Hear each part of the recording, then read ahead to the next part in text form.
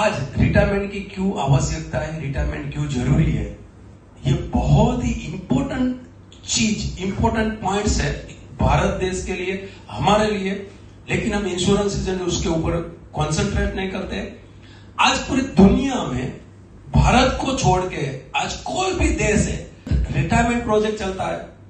उसका एक एविडेंस अभी दिव्य भास्कर ने दिया।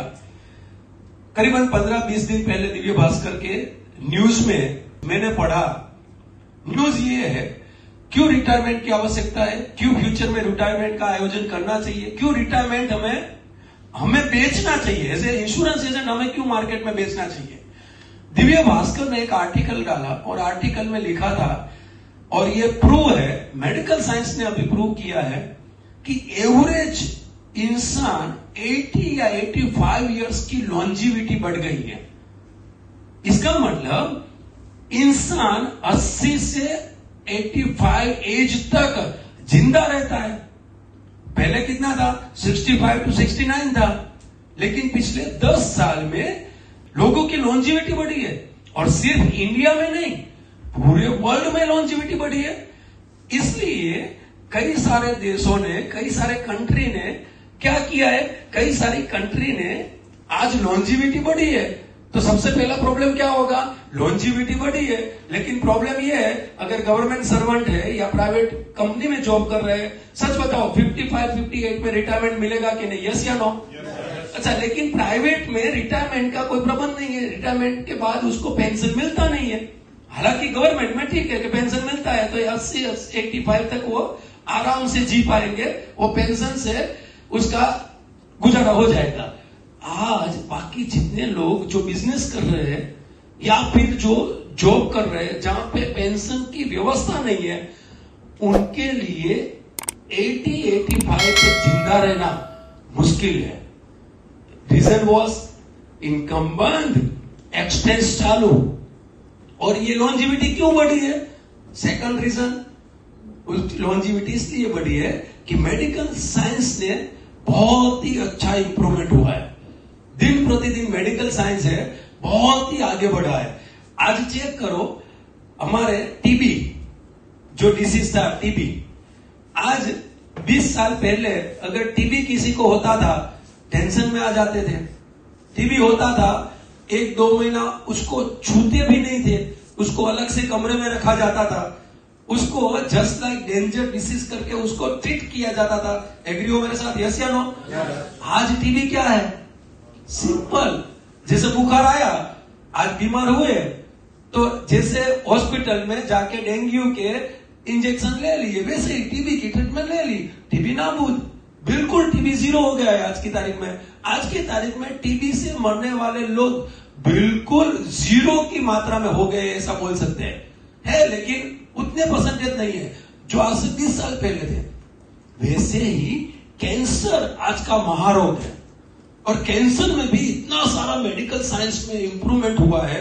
रात दिन कैंसर के लिए इतना सारी टेक्नोलॉजी आई है। कीमोथेरापी सबसे पहले जिस हिसाब से दिया जाता था, आज की तारीख में कीमोथेरापी टैबलेट में आ गई है। कई सारे डिसीज में टैबलेट थ्रू कीमोथेरापी देते हैं, जिससे ज्यादा उसको इफेक्ट ना हो। इसका मतलब मेडिकल साइंस में उत्तरोत्तर बढ़ोतरी आई है, मेडिकल साइंस आगे बढ़ा है। इसलिए लोग जो पहले 55, 60 या 65 में डेथ होते थे, आज उनकी लॉन्जिविटी बढ़ के 80-85 हो गई है। कई सारे कंट्री ने ये वर्ल्ड वाइड रिपोर्ट, WHO का रिपोर्ट देखने के बाद कई सारी कंट्री ने डिसीजन लिया है, उनकी रिटायरमेंट एज, गवर्नमेंट की रिटायरमेंट एज को उन्होंने बढ़ाया। जस्ट लाइक दिव्य भास्कर ने लिखा था, बैंकॉक, थाईलैंड में पहले 65 to 69 रिटायरमेंट एज थी।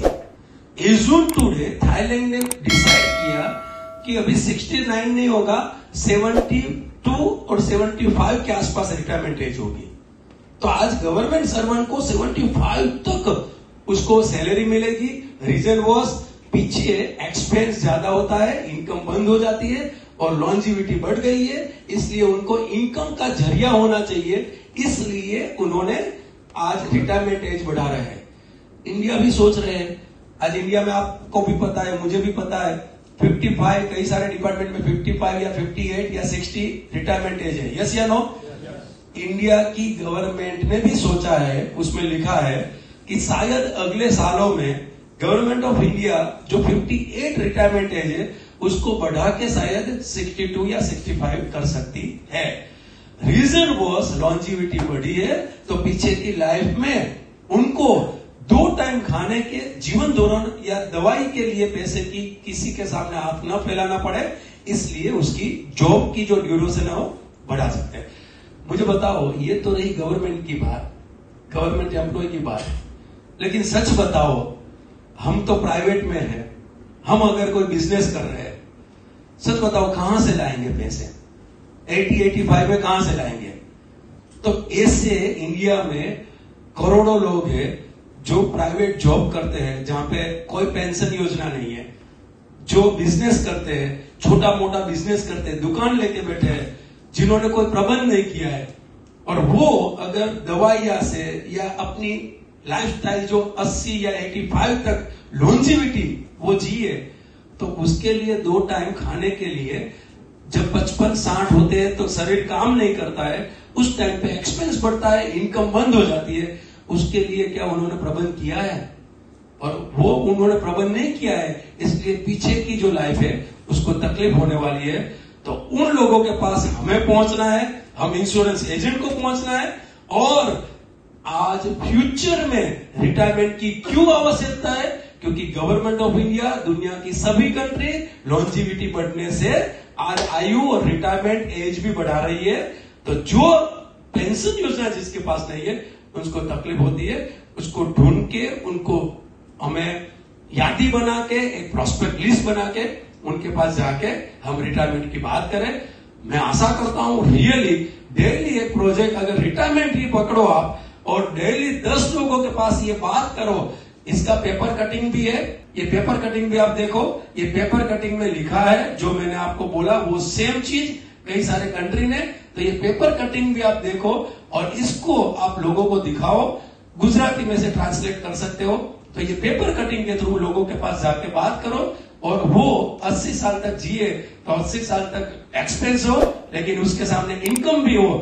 हमारा जीवन उमंग, हमारा जीवन उत्सव से रेगुलर बेस पे उसको इनकम मिले, जिससे उसको रिटायरमेंट में किसी के सामने हाथ ना फैलाना पड़े, इसलिए वो प्रबंध कर सकते हैं।